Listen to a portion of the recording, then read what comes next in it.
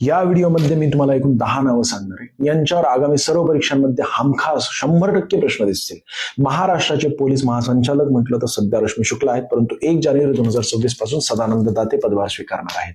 15वे उपराष्ट्रपती CP राधाकृष्णन आहेत. यांच्यावर तुम्हाला प्रश्न विचारण्याची दाट शक्यता. त्याचं कारण असं आहे की आपल्या ते महाराष्ट्राचे राज्यपाल होते यापूर्वी, आता सध्या उपराष्ट्रपती 15वे.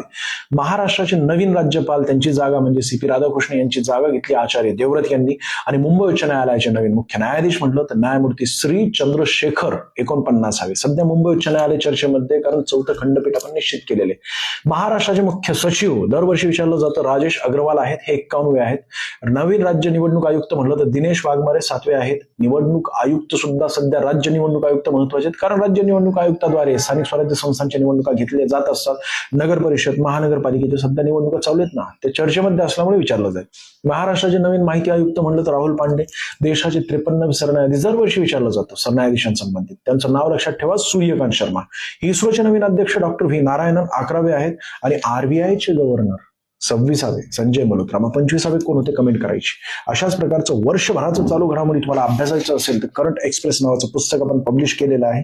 याच्या बाहेर चालू घडामोडीचे प्रश्न जाणार नाहीत मित्रांनो, विश्वास ठेवा. जबरदस्त पुस्तक आहे.